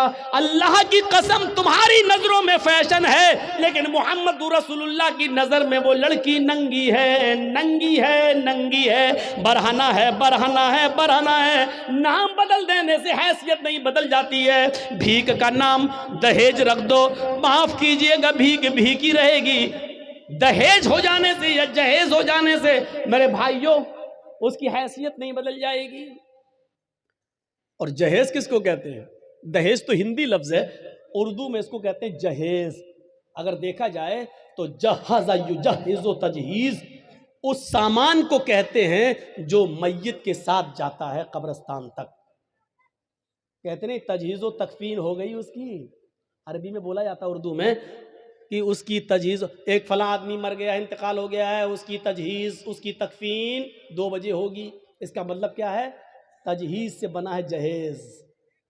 مرنے والے کے ساتھ جو سامان جاتا ہے، کفن افن وغیرہ، چارپائی وغیرہ، اس کو کہا جاتا ہے جہیز۔ آج وہ جہیز شادی کے بعد ہمیں ملتا ہے۔ ذرا اندازہ لگائیے گا کہ کتنا برا لفظ ہے جو مرنے کے بعد میت کے ساتھ جاتا ہے، وہ ہم شادی کے موقع پر لیتے ہیں جہیز کے نام پر۔ اتنا سننے کے باوجود بھی وہ پاگل ہی ہوگا جو کل شادی کرے اور پھر جہیز لے لے۔ یہ سننے کے بعد بھی اب غور کریں آپ، شادی ہمارے یہاں کیسی ہو رہی ہے؟ پہلے باراتی پہنچ گئے، اب چلو چور اور ڈکیت کہہ دیا کافی ہے، اب باراتی کہہ دے رہا ہوں، بار بار برا نہ لگے۔ پہنچ گئے، ہو گیا سب۔ لیکن اللہ کے رسول کے زمانے میں شادی کیسی ہوتی تھی؟ وہ سارے واقعات آپ کے سامنے ہیں، سنے ہوں گے۔ ایک عورت اللہ کے نبی کے پاس آئی اور کہنے لگی کہ اللہ کے رسول، میں آپ سے شادی کرنا چاہتی ہوں، انی احب لک، میں اپنے آپ کو ہبہ کر رہی ہوں۔ تو اللہ کے نبی صلی اللہ علیہ وسلم نے کیا فرمایا؟ اب مجھے ضرورت نہیں ہے۔ وہاں ایک صحابی بیٹھے ہوئے تھے، فوراً کہنے لگے اللہ کے رسول اگر آپ کو ضرورت نہیں ہے تو میرے ساتھ کروا دیجئے اس کی شادی۔ کوئی بری بات نہیں کہی انہوں نے، میرے ساتھ کروا دیجئے۔ اللہ کے نبی نے کہا تم کرو گے؟ کہا مجھے ضرورت ہے بیوی کی۔ اس عورت سے پوچھا کہ تم اس کے ساتھ کرو گی؟ اس نے کہا آپ کے لیے آئی تھی، اگر آپ نہیں کر سکتے تو اس کے ساتھ کر دیجئے، مجھے تو گھر بسانا ہے۔ تو اللہ کے رسول نے اس آدمی سے، اس صحابی سے پوچھا کیا دو گے اس کو مہر میں؟ یہ نہیں پوچھا لڑکی سے تیرا باپ ہے، تیرا بھائی ہے، کیا دے گا اس صحابی کو؟ یہ نہیں پوچھا، بلکہ کیا پوچھا اس صحابی سے، کیا دو گے اس کو مہر میں؟ کہتا مہر میں کیا دو گے؟ کچھ نہیں ہے میرے پاس۔ بخاری کی حدیث کے الفاظ ہے ما عندی شیء، میرے پاس کچھ نہیں ہے، کچھ نہیں ہے اور شادی کا سپنا۔ آئے ہائے ہائے، اسلام دیکھیے، اسلام کچھ نہیں ہے اور شادی کا سپنا، کچھ نہیں ہے اور شادی کرنا چاہتا ہے۔ اللہ کے نبی نے فرمایا نہ ایسا مت کہو، کچھ نہیں ہے، گھر جاؤ شاید کچھ سامان مل جائے، لے کر آؤ، وہی اس کو مہر دے دیں گے۔ ہاں ٹھیک ہے میں جا رہا ہوں۔ گھر گیا، اپنی ماں سے، باپ سے، بھائی سے، بہن سے، سب سے پوچھ ڈالا کچھ ہے؟ پتہ چلا کچھ نہیں ہے۔ آیا کہ اللہ کے رسول گھر میں کوئی چیز نہیں ملی۔ آپ نے کہا دیکھو تم شادی کرنے جا رہے ہو، بیوی کو کچھ تو مہر دینا پڑے گا نا۔ پتہ چلا مہر نقد ہونا چاہیے، کچھ تو ملے گا۔ کہنے لگے کچھ نہیں ملا۔ اللہ کے نبی نے کہا دوبارہ جاؤ۔ کہا جب کچھ ہے ہی نہیں تو پھر دوبارہ جا کے کیا 50 بار بھی جاؤں گا تو کچھ نہیں ملے گا؟ کہا دوبارہ جاؤ، التمس خاتما من الحدید، لوہے کی انگوٹھی مل جائے تو وہی لے آؤ، سونے کی نہیں، چاندی کی نہیں، لوہے کی انگوٹھی جو آج 5-5, 6-6, 10-10 روپے میں ہمیں سڑکوں پر مل جائے گی۔ اگر لوہے کی انگوٹھی ہی مل جائے تو وہی لے آؤ، وہی دے دو اپنی بیوی کو، ہونے والی بیوی کو۔ وہ کہتا لوہے کی انگوٹھی، چلو جاتا ہوں پوچھتا ہوں، معمولی چیزیں ہوگی گھر میں رکھی ہوگی۔ وہ دوبارہ گھر گیا، وہ صحابی تھوڑی دیر کے بعد گھر سے واپس آتے اور کہتے ما وجدت خاتما من الحدید، اے اللہ کے رسول گھر میں بہت کچھ ڈھونڈا، بہت تلاش کیا، لیکن مجھے لوہے کی انگوٹھی بھی نہیں ملی۔ مایوس ہو گئے۔ اللہ کے رسول بھی بیٹھے کہ اس کے پاس لوہے کی انگوٹھی بھی نہیں ہے، اب یہ کیسے کیا ہوگا؟ اب وہ جانے لگا۔ اللہ کے نبی نے کہا کہاں جا رہے ہو؟ کیا کروں گا بیٹھ کے، جب نکاح ہی نہیں ہو سکتا ہے، لوہے کی انگوٹھی بھی نہیں ہے، کچھ نہیں ہے گھر میں، جا رہا ہوں کھیتی باڑی کروں گا، کچھ محنت کروں گا، مزدوری کروں گا، ماں بوڑھی ہے اس کی ذمہ داری ہے میرے اوپر، باپ بوڑھے ہیں ان کو کھلاتا ہوں پلاتا ہوں، جا رہا ہوں کام دھندا کروں گا کچھ۔ اللہ کے نبی نے کہا ادھر آؤ، بیٹھایا اپنے پاس، پوچھا تمہارے پاس کچھ نہیں ہے؟ کہا تو دیا نہیں ہے۔ لوہے کی انگوٹھی بھی نہیں ہے؟ کہا نہیں ہے۔ کہا اچھا سوچو، ایک بار اور سوچو، کچھ ہے؟ دماغ داں، ہاں ہے۔ کہا کیا ہے؟ عندی ازار، ایک لنگی ہے، تہبند ہے، ایک تہبند ہے، لاؤ اس کو دے دو، چلو وہی دے دو۔ کیا کہتا ہے معلوم ہے؟ وہی دے دو۔ جب وہ دے دوں گا تو میں کیا پہنوں گا؟ جب سوتا ہوں تو وہی تو پہنتا ہوں گھر پہ، جب اس کو دے دوں گا تو میرے پاس کیا رہے گا؟ تو اللہ کے نبی نے کہا پھر کیوں کہہ رہے ہو کہ کچھ ہے؟ کہا آپ نے پوچھا تو میں نے کہہ دیا وہی ہے، اس کو میں پہن کے سوتا ہوں، تو پھر اس کو وہ بھی نہیں دے سکتے ہو؟ تو اس نے کہا پورا نہیں دے سکتا ہوں، 2 ٹکڑے کر دیتا ہوں، آدھا دے دوں گا اس کو۔ اب اللہ کے رسول کی مسکراہٹ نکل گئی، ہنسی آ گئی۔ آدھا دو گے بیچاری، آدھا کا کیا کرے گی وہ؟ آدھا کس کام کا؟ اور جب پھاڑ دو گے تو آدھا تم کیا کرو گے؟ تمہارے کس کام کا؟ کسی کام کا ہو یا نہ ہو، کم سے کم کھیت میں بچھا تو لیں گے، بیٹھ تو جائیں گے۔ باندھنے کے لائق نہیں رہے گا تو کیا ہوا، کم سے کم زمین پر بچھا کے بیٹھ تو سکتے ہیں۔ پورا نہیں دے سکتا ہوں میں، دوں گا تو آدھا۔ اللہ کے نبی نے کہا آدھا نہ اس کے کوئی کام کا، نہ آدھا تیرے کوئی کام کا۔ نہیں یہ تو نہیں لوں گا۔ اچھا یہ بتاؤ قرآن کتنا یاد ہے؟ اوہ نوجوانوں سنو، ویڈیو بنانے والوں سنو، اپنے اپنے کیمروں میں قید کرنے والوں سنو، سننا اور پوری تقریر مت سننا، بس وہی سنتے رہنا کہ سب سے بڑا سخت عذاب اس کو ہوگا جو دنیا میں تصویر ہے۔ پوری تقریر مت سننا، بس یہی سنتے رہنا، یہ جملے تمہیں تھپڑ مارتے رہیں گے جب تک دوسرے سال ہمیں بلا نہیں لو، تب تک وہی حدیث تمہیں تھپڑ مارتی رہے گی کہ ہم کیا کیا کرتے ہیں، کتنے بڑے بڑے گناہ کرتے ہیں۔ سنو، کہا قرآن تمہیں کتنا یاد ہے؟ سونا نہیں، چاندی نہیں، کپڑا نہیں، دولت نہیں، یہاں تک کہ بیوی کو دینے کے لیے لوہے کی انگوٹھی بھی نہیں۔ اتنا غریب گھر کا صحابی، لیکن جب اس سے پوچھا کہ تمہیں قرآن کتنا یاد ہے، سر اٹھاتا ہے، کہتا ہے اللہ کے رسول مجھے سورہ ملک یاد ہے، مجھے سورہ حشر یاد ہے، مجھے سورہ جمعہ یاد ہے، مجھے سورہ منافقون یاد ہے، مجھے سورہ نبا یاد ہے، مجھے سورہ قیامہ یاد ہے۔ اللہ کے نبی نے فرمایا کیا تمہیں اتنی صورتیں یاد ہیں؟ کہا ہاں۔ آپ نے کہا کیا تم مجھے منہ زبانی بغیر دیکھے سنا سکتے ہو؟ اس نے کہا۔ آپ نے کہا اتنی صورتیں تمہیں یاد ہیں؟ اس نے کہا ہاں۔ کہا پھر یہ کیوں کہتے ہو کہ میرے پاس کچھ نہیں ہے؟ تمہیں اتنی صورتیں یاد ہیں، کیا تم ان صورتوں کو اپنی بیوی کو یاد کرا دو گے، اس عورت کو یاد کرا دو گے جس کے ساتھ میں تمہارا نکاح کرنا چاہتا ہوں؟ اس نے کہا ہاں میں کرا دوں گا۔ اس عورت سے پوچھا اگر تیرے شوہر کے تیرے نکاح کے مہر میں اگر قرآن کی ان صورتوں کو میں مہر بنا دوں اور انہی صورتوں کو تو اپنا مہر مان لے تو کیا تو اس سے نکاح قبول کر لے گی؟ کیا ان قرآن کی صورتوں کو اپنا مہر مان لے گی؟ کہنے لگی روتے ہوئے اے اللہ کے نبی، جس عورت کی شادی میں، جس عورت کے نکاح میں قرآن کی صورتیں مہر بن جائیں، اس سے زیادہ بابرکت نکاح کس کا ہو سکتا ہے؟ اس سے زیادہ پاکیزہ نکاح کس کا ہو سکتا ہے؟ پھر اللہ کے نبی نے ان صورتوں کو ہی مہر بنا دیا اور اس کے بعد نکاح پڑھا دیا۔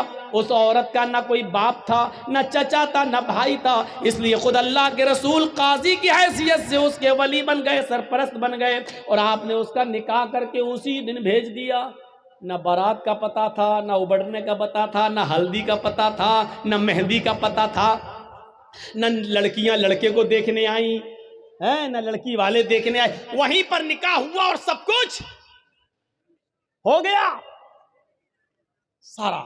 اور سنو, یہ نکاح جتنی سادگی کے ساتھ ہوا, 1400 سال کے بعد آج بھی اس نکاح کا چرچا ہوتا ہے, اس نکاح کا تذکرہ ہوتا ہے, اس نکاح کا ذکر ہوتا ہے. 1400 سال کے بعد بھی اس نکاح کا ذکر ہو رہا ہے. تو میرے بھائیوں, میں کہنا یہ چاہ رہا تھا کہ اسلام مکمل ایک مذہب ہے, مکمل کمپلیٹ ایک دین ہے, کمپلیٹ. اسلام کے علاوہ کوئی دین کمپلیٹ نہیں ہے. اسلام کی خصوصیت ایک اور ہے. کیا ہے؟ یہ دین معتدل ہے. معتدل کس کو کہتے ہیں؟ آئیے ذرا سن لیجئے. دین معتدل, اعتدال, جس کے اندر میاں نہ روی ہو, جس کے اندر نہ بہت زیادتی ہو نہ بہت کمی ہو. اعتدال, یہ صرف اسلام کی خصوصیت ہے. کیا ہوا؟ کچھ ہوا ہے؟ بارش ہو رہا ہے تو تھوڑا دیر بیٹھیے, جب تیز ہوگی تو سب سے پہلے تو ہم ہی بھاگیں گے. جب تک ہم بیٹھیں تب تک آپ بیٹھے رہیے. سنیے, اچھا پنڈال ہے, واٹر پروف پنڈال ہے, آپ لوگ ڈریے نہیں. صحابہ کرام نے اسلام کے لیے اپنی جانیں لٹا دی. آپ تھوڑی سی بارش برداشت نہیں کر سکتے ہیں؟ بیٹھیے, آج آپ کے ایمان کا امتحان لینا ہے. آج آپ کے ایمان کا امتحان لینا ہے. جو یوگی اور مودی کا پرستار ہے وہ جائے, جو محمد رسول اللہ کا پرستار ہے وہ بیٹھے, جو ایمان جس کے دل میں ہے وہ بیٹھے, جس کو ان سیاسی لیڈروں سے محبت ہے وہ جائے, جس کو ایمان سے پیار نہ ہو وہ جائے, جس کو محمد رسول اللہ کی شریعت سے پیار ہے وہ یہاں بیٹھے, وہ یہاں سنے. میرے بھائیو, اسلام ایسے ہی نہیں ملا ہے, ایسے ہی نہیں ملا ہے. صحابہ کی قربانیوں کے بعد, ان کی گردنیں کٹنے کے بعد, ان کی شہادتوں کے بعد یہ اسلام ہم تک آیا ہے. سمیہ رضی اللہ تعالیٰ عنہ نے اپنی شرمگاہ میں نیزہ داخل کروایا تھا, لیکن اللہ اللہ کہتی رہی تھی. اس کے دونوں پیر باندھ دیے گئے تھے, چیر دی گئی, جسم سے 2 ٹکڑے کر دیے گئے, لیکن اسلام کو نہیں چھوڑا. آؤ, تم سمیہ جیسی صحابیات کے ایمان پہ بھروسہ کرتے ہو تو بیٹھو. ان کی طرح ایمان اگر تمہارے دلوں میں موجود ہے تو بیٹھو, اور دیکھتا ہوں کہ کون ہے جو بارش کے چند قطروں سے ڈر کے بھاگتا ہے, اور کون ہے جو اپنے ایمان کی مضبوطی کا ثبوت پیش کرتا ہے. میرے پیارے ساتھیوں, آپ کو بیٹھنا ہوگا, اور جس کو جانا ہو جائے. جس کے جیب میں نوٹوں کی گڈی ہو اور بارش کے قطروں سے اس کے بھیگ جانے کا ڈر ہو وہ جائے یہاں سے. مولوی جرجیز کو ایسے جوانوں کی ضرورت نہیں ہے, ایسے جوانوں کی ضرورت نہیں ہے. جرجیز کا راہ بڑا مشکل ہے, جرجیز کا راستہ بڑا کٹھن ہے. ہمارے راستے پر وہ چلے جو کانٹوں پہ چلنا جانتا ہو, ہمارے راستوں پہ وہ چلے جو آگ کے انگاروں پر جس کو ڈر ہو کہ ہمارے پیروں میں پھلک پڑ جائیں گے وہ جائے, اور جس کو امید ہے کہ ہم آگ کے انگاروں پہ چل جائیں گے قرآن و حدیث کی آواز سن کر, جس کو ایمان کے لیے آگ کے انگاروں پہ چلنا گوارا ہو وہ یہاں بیٹھے. اب دیکھتا ہوں کہ کس کے ایمان میں کتنی طاقت ہے اور کس کا ایمان کتنا کمزور ہے. میں نے دونوں چیزیں بتا دی ہیں آپ کے سامنے. اسلام ایک دین معتدل ہے, میاں نہ روی, برابری, اس کے اندر نہ زیادتی ہے نہ کمی ہے. سنیے, اسلام کی پہلی بنیاد 5 چیزوں پر جو رکھی گئی ہے, اس کی پہلی بنیاد کیا ہے؟ کلمہ طیبہ, لا الہ الا اللہ محمد رسول اللہ. یہ کلمہ پڑھنا ضروری ہے, لیکن کسی کو زبردستی پڑھوا کر اس کو مسلمان کرنا اسلام کے اندر حرام ہے. اس کے بعد اسلام کی دوسری بنیاد آتی ہے نماز. نماز فرض ہے, بہت ضروری ہے, لیکن اپنا کام دھندا چھوڑ کے 24 گھنٹے سجدوں پہ سجدے ٹھونکے رہنا, یہ اسلام نے اس کو جائز قرار نہیں دیا ہے. جمعہ کی نماز فرض ہے ہر مسلمان مرد پر, عاقل اور بالغ پر, لیکن جمعہ کی نماز کے لیے صبح آ جاؤ اور شام تک مسجد میں رہ کر سجدوں پہ سجدے کرتے رہو, یہ نہیں سکھایا. بلکہ کہا فَإِذَا قُضِيَتِ الصَّلَاةُ فَانْتَشِرُوا فِي الْأَرْضِ, جب نماز جمعہ ہو جائے تو آپ مسجد خالی کر دو اور رکشہ چلاؤ, لکڑیاں اکٹھی کرو, جنگلوں سے لا کر بازار میں بیچو, محنت کرو, مزدوری کرو, کھیتی کرو, باڑی کرو, اور اپنی بیوی اور بچوں کا پیٹ پالو, ان کے لیے محنت و مزدوری کرو. اسلام نے یہ شکشا دی ہے. نماز فرض ہے, لیکن 24 گھنٹے سجدہ کرنا اسلام کے اندر جائز نہیں ہے. زکوٰۃ غریبوں کی بہت بڑی ہمدردی ہے. آپ کے پاس ایک لمٹ ہے, ہندو دھرم میں بھی زکوٰۃ ہے لیکن لمٹ نہیں ہے. یہ اسلام لمٹ متعین کرتا ہے. کتنا سونا ہونا چاہیے تب کتنی زکوٰۃ ہوگی, چاندی کتنی ہونی چاہیے تب اس پر زکوٰۃ ہوگی. سونا اور چاندی نہیں ہے لیکن پیسہ ہے, کتنا پیسہ ہوگی اس پہ زکوٰۃ ہوگی. آپ کے پاس مچھلیاں کی تالاب ہے تو کتنی مچھلیاں ہونی چاہیے جس پر آپ کے پاس زکوٰۃ ہوگی. آپ کے پاس بکریاں کتنی ہیں کہ جس پر کیا آپ کے اوپر زکوٰۃ فرض ہے. آپ کھیتی باڑی کرتے ہیں, کتنا دھان ہونا چاہیے کہ آپ کے اوپر زکوٰۃ ہے, کتنا گیہوں ہونا چاہیے کہ اس پر آپ زکوٰۃ دیں گے. بارش کے پانی سے کھیتی پیدا ہوئی ہے تو اس پر کتنی زکوٰۃ ہے. بارش نہیں ہوئی ہے, آپ نے پیسہ دے دے کر پانی خرید کر کھیتوں میں دیا ہے تو اس کے پانی سے جو پیداوار ہوئی اس پر کتنی زکوٰۃ ہے. اسلام نے ایک ایک چیز کو کمپلیٹ کر دیا اور بتا دیا ہے. موقع نہیں ہے کہ ان ساری چیزوں کو آپ کے سامنے رکھا جائے, آپ کے سامنے رکھا جائے. آپ اپنے جس مکان میں رہتے ہیں اس پہ زکوٰۃ ہے یا نہیں. ایک مکان کے علاوہ 2-3 پلاٹ آپ نے اور خرید رکھے ہیں, اس پر زکوٰۃ ہے یا نہیں. اگر وہ مکان پلاٹ آپ کے ہیں تو اس پر زکوٰۃ ہے یا نہیں. اگر اس کو بیچنے کے لیے رکھے ہیں, آپ اس کو بیچیں گے, بزنس کر رہے ہیں, اس کو بیچ کر پھر دوسرا خریدیں گے, تو بیچنے کی نیت سے جو آپ نے زمین اور پلاٹ خریدے ہیں تو اس پر زکوٰۃ ہے یا نہیں. ہے تو کتنی ہے. آپ کپڑے کا کاروبار کرتے ہیں, اس پہ زکوٰۃ ہے یا نہیں. جس دکان میں بیٹھتے ہیں اس پہ زکوٰۃ ہے یا نہیں. دکان پہ جو مال رکھا ہے اس پہ زکوٰۃ ہے یا نہیں. یہ تمام چیزیں اسلام نے بتا دی ہیں. اس لیے کہتے ہیں کہ اسلام ایک مکمل مذہب ہے جو کسی دوسرے دھرم کے اندر آپ کو نہیں ملے گا. اتنا لکھا غریبوں کو دو, کتنا دو, کچھ نہیں. کروڑوں والا 1 روپیہ دے کے بھی نکل جا, ہو گیا. لیکن اسلام میں اگر 1 لاکھ روپیہ تمہارے پاس ہے تو 2500 دینا پڑے گا. 2500 اگر 2400 دو گے اور 100 روک لیا تب بھی آپ گناہگار ہیں. یاد رکھیے گا, 1 لاکھ ہے, 2500 آپ پر زکوٰۃ بن رہی ہے. اگر آپ نے 2499 روپے دے دیے اور 1 روپیہ روک لیا تو آپ گناہگار ہیں. اسلامی حکومت ہوگی تو آپ سے جنگ کی جائے گی, آپ سے قتال کیا جائے گا, آپ سے لڑا جائے گا. اگر آپ 1 روپیہ دینے سے منع کریں گے تو آپ کے خلاف جہاد کیا جائے گا. میرے بھائیوں سوچو, یہ اسلامی رولز ہیں. یہ بڑے بیٹھے بڑے بڑے چودھری اور سرمایہ دار, بڑی بڑی بلڈنگوں کے مالک, آج جن کے پاس کروڑوں کی ملکیتیں ہیں, حساب لو تم زکوٰۃ دیتے ہو یا نہیں دیتے ہو اپنے مال کی پوری. اسلامی حکومت ہوتی تو زبردستی لے لیا جاتا, نہیں ہے. وہ کہے گا بے آج تو مولویوں کو سب سے زیادہ سننا پڑتی ہے, آ گئے صبح میرے پاس لینے, بیٹھو 10 بجے اٹھیں گے, صاحب سو رہے ہیں. اللہ کا شکر ادا کرو کہ ان مولویوں نے تمہارے لیے بہت آسانی پیدا کر دی, ورنہ ذمہ داری تمہاری تھی مدرسوں میں پیسہ پہنچانے کی. یہ تمہارے گھر آ کر تمہیں عذاب الہی سے بچا رہے ہیں, تمہارے گھر آ کر. اور تم ان مولویوں کے بارے میں کہتے ہو کہ جاؤ صبح آنا, جاؤ 10 بجے آنا, بھی ہم سو رہے ہیں. یہ زمین کہیں پھٹ نہ جائے, اور اے امیر آدمی, اے چودھری, کہیں تو اس زمین کے اندر دھس نہ جائے. مولویوں کی 2 سال کرونا رہا, کبھی آپ نے سوچا علماء کا کیا ہوا بیچاروں کا, جو مدرسے بند ہوئے ان کا بارے میں سوچا کبھی آپ. ایک مولانا صاحب مسجد میں دعا کر رہے ہیں, وہ ویڈیو بڑا وائرل ہو رہا ہے. 26 سال تک انہوں نے کسی مسجد میں امامت کی. 26 سال کے بعد ان کی تنخواہ کتنی ہوئی؟ 12,000. اب وہ مسجد میں جمعہ پڑھانے کے بعد, جمعہ ختم کرنے سے پہلے دعا کر رہے ہیں, اللہ جب 26 سال میں نے اس مسجد میں جمعہ پڑھایا ہے, اس مسجد میں نماز پڑھائی ہے, آج میری تنخواہ 12,000 ہے. جتنی میری تنخواہ ہے اتنی تنخواہ, اتنا ہی کاروبار, اتنی ہی دولت کا مالک مسجد کے سیکریٹری کو بنا دے, مدرسے کے سیکریٹری کو بنا دے, مسجد کے متولی کو بنا دے. سب چپ. اس نے کہا آمین بولو, آمین بولو. کوئی آمین ہی نہیں بول رہا. کہا کیوں, کیا ہوا؟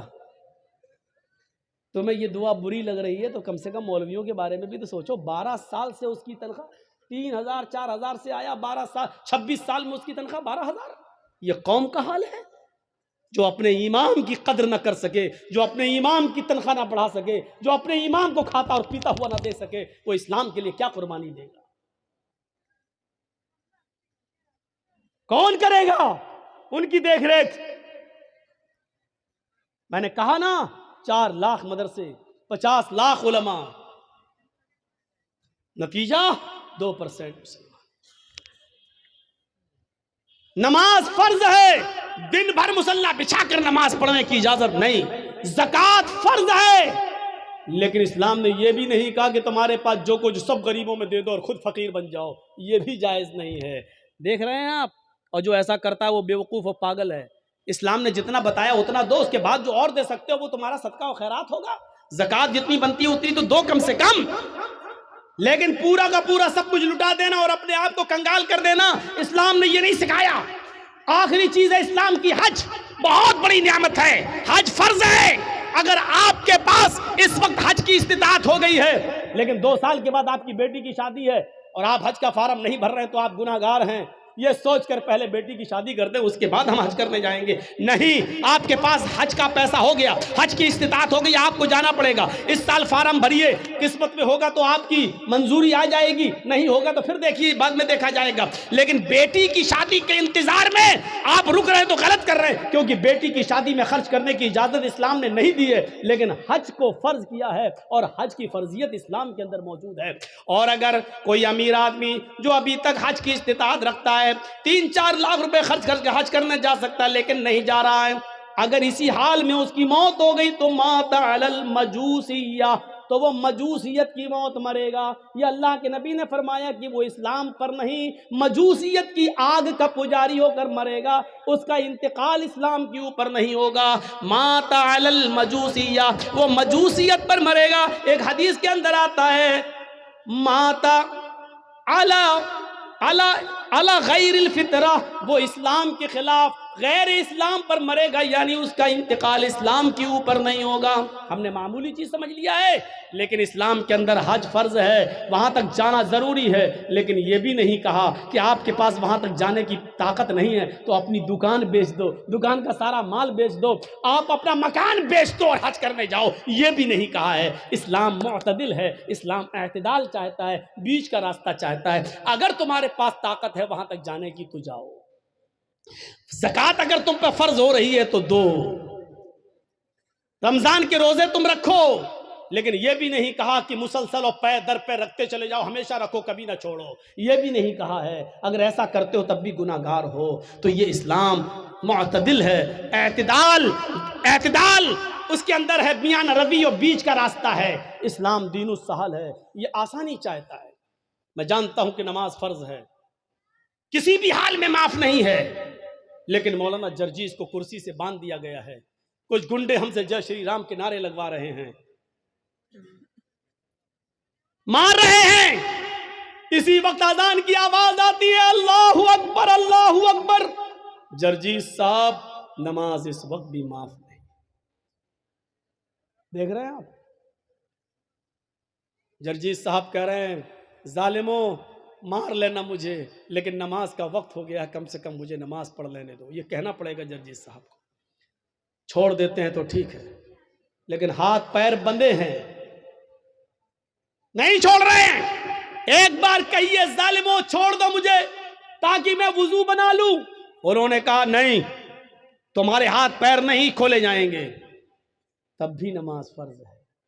اگر وضو بنانے کی اجازت نہیں دی جا رہی ہے تو دل میں نیت کر لو وضو کی. سن رہے ہیں؟ مار پڑ رہی ہے، دشمن سامنے کھڑا ہے،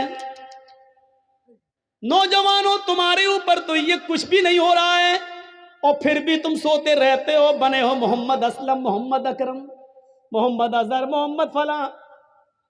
اوہ سنو، مار لگ رہی ہے، ڈنڈوں پہ ڈنڈے برسائے جا رہے ہیں، تھوڑی دیر بعد ہماری روح نکل جائے گی، کیونکہ ان لنچنگ کرنے والوں نے ہمیں چھوڑا نہیں ہے، مار مار کے مار ہی ڈالا ہے. ان کو نشہ ہے کسی طاقت کا، ان کو نشہ ہے کسی کے پاور میں ہونے کا. ان کو معلوم ہے کہ ہم کچھ بھی کر لیں، ہماری کتنی ویڈیو بن جائے، ہمارے اوپر جس کا ہاتھ ہے وہ کچھ نہیں ہوگا. نہ پولیس ہماری FIR کرے گی، اور کرے گی بھی تو سرکار ہمارے مقدمے واپس لے لے گی. ان کو معلوم ہے یہ سب کچھ، اس نشے نے ان کو مجبور کر دیا، لیکن نماز اس حال میں بھی پڑھنا پڑے گی. آسانی کیا ہے؟ نماز فرض ہے، یہ سختی ہے، لیکن آسانی کیا ہے؟ اگر وہ تمہیں وضو نہیں بنانے دے رہے ہیں تو تم دل میں نیت کر لو وضو کی. اگر وہ تمہیں کھول نہیں رہے، قبلے کی طرف تمہارا چہرہ نہیں کرنے دے رہے ہیں تو دل میں نیت کر لو اگر میرا چہرہ کھلا ہوتا تو میں قبلے کی طرف کر لیتا. اے اللہ میرے لیے قبلہ آج بدلنے کی طاقت نہیں ہے، میرے لیے یہ لوگ میرا چہرہ قبلے کی طرف نہیں کر سکتے، لیکن اینما تولوا وجوہکم، ہم جہاں کہیں بھی ہیں، جس طرف بھی میرا چہرہ ہے، تو تو اپنے علم کے اعتبار سے ہر جگہ ہے۔ اے اللہ میری نیت کو ہی میرے لیے قبلہ بنا دے، لیکن نماز پھر بھی پڑھنا پڑے گی۔ اللہ اکبر کہنے کے لیے ہاتھ نہیں اٹھ رہے ہیں، ہاتھ پیر باندھ دیے گئے ہیں، تو زبان سے ہی کہہ دو اللہ اکبر۔ ہاتھ نہیں باندھ پا رہے ہو تو مت باندھو۔ اب اگر تمہیں ہاتھ باندھ کر دعائیں نہیں پڑھنے کا موقع مل رہا ہے تو ایسے ہی پڑھتے رہو زبان سے، الحمدللہ رب العالمین الرحمن الرحیم مالک یوم الدین۔ نماز اس حال میں بھی تمہیں پڑھنا پڑے گی۔ آسانی یہ ہے کہ جس کنڈیشن میں ہو اسی کنڈیشن میں پڑھ لو، لیکن معاف نہیں ہے۔ سہولت بھی دیکھو، وضو کے لیے وضو نہیں بنانے دیا جا رہا ہے تو دل میں نیت کر لو، ہو گیا۔ یہ ہے آسانی۔ اسلام دین السہل ہے، اتنی آسانی دنیا کی کسی مذہب کے اندر نہیں ہے۔ سفر میں رمضان کا روزہ نہیں رکھ سکتے ہو، سفر میں ہے، جا رہے ہو، چھوڑ دو، کوئی مذائقہ نہیں۔ وَإِن كُنتُمْ فِي سَفَرٍ، اگر تم سفر میں ہو تو تم اس روزے کو چھوڑ دو۔ جب سفر پورا ہو جائے، بعد میں جتنے روزے تمہارے چھوٹے ہیں وہ رمضان کے بعد انہیں پورے کر لو۔ میرے بھائی، یہ قرآن اس بات کی اجازت دیتا ہے، شریعت اس بات کی اجازت دیتی ہے۔ آج تمہیں ایک آسانی دین کے اندر سہولت کا ایک منظر دکھاؤں کہ ایک صحابی اللہ کے نبی کے پاس آئے اور آ کر کہنے لگے، اے اللہ کے نبی میں تو برباد ہو گیا۔ اللہ کے نبی نے کہا کیا ہوا؟ کہا میں بتا نہیں سکتا ہوں۔ کہا بتا نہیں سکتا ہو تو راستہ کیسے نکلے گا تیرے لیے؟ کہا اللہ کے نبی شرم آتی ہے، کیسے بتاؤں؟ کہا ان اللہ لا یستحی من الحق، اللہ تعالیٰ حق بات سے نہیں شرماتا۔ اس نے کہا اللہ کے رسول روزے کی حالت میں بیوی سے ہم بستری کر لیں۔ رمضان کا روزہ تھا، فرض روزہ میں رکھا ہوا تھا اور روزے کی حالت میں بیوی سے ہم بستری کر لیں۔ اللہ کے نبی نے کہا اوف، تو چلیے ہو گئی غلطی، کوئی بات نہیں، کفارہ ادا کر دو۔ کفارہ مطلب پراشچت، کفارہ ادا کر دو، اس کا دنڈ ہے، اسلام نے بتایا ہے، وہ پورا کر لو۔ کہنے لگا نہیں معلوم کیا ہے؟ اللہ کے نبی نے کہا ایک غلام آزاد کر دو۔ ایک غلام، اس زمانے میں آدمی عورتیں بیچے جاتے تھے، خریدے جاتے تھے، اللہ کے نبی نے کہا ایک غلام آزاد کر دو۔ کہتا غلام؟ کہاں؟ کہ اللہ کے رسول مجھے تو خود دوسرے کی زندگی ہو گئی، غلامی کرتے کرتے دوسرے کی غلامی کرتے کرتے پوری زندگی ہو گئی ہماری، میں کیسے غلام خرید کے آزاد کر دوں؟ نہیں کر پاؤں گا۔ اللہ کے نبی صلی اللہ علیہ وسلم نے فرمایا اچھا تو غلام آزاد نہیں کر سکتا؟ کہ نہیں، تو دوسرا آپشن بھی ہے۔ کہ کیا ہے؟ کہ تم 60 روزے رکھو، شہرین متتابعین، مسلسل، کنٹینیو، ریگولر۔ کتنے روزے رکھو؟ 60۔ اس نے کہا 60؟ کہ یہ بھی نہیں ہو پائے گا، وہ بھی کنٹینیو سمجھ رہے ہیں نا؟ اگر 55 روزے 55 روزے رکھ لیے اور ایک چھوڑ دیا، نہیں ایک دن سستا لیں بعد میں پھر رکھیں گے، ایک چھوڑ دیا تو 55 بیکار، اب پھر 1 سے 60 رکھو۔ اگر بخار آ گیا، بیمار ہو گئے، کوئی بات ہو، وہ ایک الگ بات ہے، وہ ایک مجبوری ہے۔ لیکن سوچو جو لوگ روزے کی حالت میں، جن کی نئی شادی ہوتی ہے، اس لیے ان سے کہا کہ زیادہ روزے کی حالت میں تھوڑا دور ہی رہو، روزے کی حالت میں بیوی سے۔ کیوں کہا؟ کیونکہ نئی شادی ہوئی ہے، تھوڑا قریب آؤ گے، دل بہک گیا، کہیں ایسا نہ ہو کہ روزہ ہی خراب کر بیٹھو۔ تو اللہ کے نبی صلی اللہ علیہ وسلم نے منع کیا ہے، روزے کی حالت میں زیادہ قریب مت ہو، رات پوری پڑی ہے، دن میں قریب مت ہو۔ تو اس نے کہا اللہ کے رسول 60 روزے وہ بھی مسلسل پیدر پر نہیں رکھ پاؤں گا۔ آپ نے کہا کیوں؟ کہا ایک روزے میں تو یہ حالت ہو گیا، بیوی سے مل بیٹھا، 60 نہیں رکھ پاؤں گا۔ ایک روزے پہ تو صبر نہیں ہو سکا، 60 میں کون کر لے گا؟ نہیں ہو، یہ بھی نہیں ہو، میری طاقت سے باہر ہے۔ اللہ کے نبی نے کہا اچھا تو تیسرا آپشن بھی ہے تمہارے لیے۔ کہا کیا؟ آپ نے کہا 60 مسکینوں کو کھانا کھلاؤ۔ بڑا دلچسپ واقعہ ہے، 60 مسکینوں کو کھانا کھلاؤ۔ کہتا ہے 60؟ کہاں؟ کہ اللہ کے رسول آپ کو معلوم نہیں ہے کہ میں کس بستی سے آیا ہوں؟ کہا کس بستی سے آیا ہوں؟ کہ اللہ کے رسول میں فلاں فلاں بستی کا رہنے والا ہوں اور میرا حال یہ ہے کہ صبح اگر کھا لیتا ہوں تو شام کو بھوکا سوتا ہوں، اور شام کو اگر کھانے کو مل جائے تو صبح نہیں ملتا ہے، ایک ٹائم نصیب ہے ایک ٹائم نہیں، اور آپ ہم سے کہہ رہے ہیں 60 مسکینوں کو کھانا کھلاؤ، ارے ہمیں تو 2 ٹائم کھانا نصیب نہیں ہو رہا، 60 کو کہاں سے کھلاؤں گا؟ اللہ کے نبی نے کہا یہی 3 راستے تھے، چلو ایک اور راستہ نکالتا ہوں تمہارے لیے۔ نماز کا وقت ہوا، نماز پڑھنے صحابہ آئے، نماز کے بعد آپ نے صحابہ کو بتایا تمہارے بھائی کو ایسی ایسی پریشانی ہو گئی ہے، اس کے لیے کچھ مدد کرو، کچھ چندہ اندہ کرو۔ صحابہ نے چندہ کیا، کوئی 2 کھجور لایا، کوئی 5 کھجور لایا، کوئی 10 کھجور لایا، 10 کلو کا ایک ٹوکرا بھر گیا کھجوروں کا، اتنا بڑا ٹوکرا۔ اللہ کے رسول نے کہا لو یہ تمہارے بھائیوں نے تمہاری مدد کی ہے، چلو اس 10 کلو کھجوروں کے ٹوکرے کو اٹھاؤ، اپنے گاؤں میں لے جاؤ، اپنے قبیلے میں، اور وہاں جتنے غریب ہیں ان میں تقسیم کر دو، تمہارا کفارہ ادا ہو جائے گا، جاؤ۔ ہنسنے لگا۔ اللہ کے نبی نے کہا کیوں ہنس رہے ہو؟ کہ اللہ کے رسول آپ نے کہا اپنے گاؤں میں لے جاؤ اور غریبوں میں بانٹ دو۔ کہاں؟ کہا اللہ کی قسم مجھ سے زیادہ غریب میرے پورے گاؤں میں کوئی ہے ہی نہیں۔ کیا بولا؟ اللہ کی قسم، اللہ سے، اللہ کی قسم پورے گاؤں میں مجھ سے زیادہ غریب میرے پورے گاؤں میں کوئی نہیں ہے۔ یہ سن کر اللہ کے نبی بھی ہنس دیے، صحابہ بھی ہنس پڑے۔ اللہ کے نبی نے کہا اچھا جاؤ تم ہی کھا لو اور اپنے بچوں کو کھلا دو، جاؤ کفارہ ادا ہو جائے گا۔ گناہ بھی کر بیٹھا، وہ جس کو کہتے ہیں ہم بستری بیوی سے ہم بستری بھی کر بیٹھا، بڑا گناہ کر بیٹھا، غلام آزاد کرنے کی بھی طاقت نہیں رہی، 60 روزے بھی نہیں رکھ سکتا، مسکینوں کو کھانا بھی نہیں کھلا سکتا۔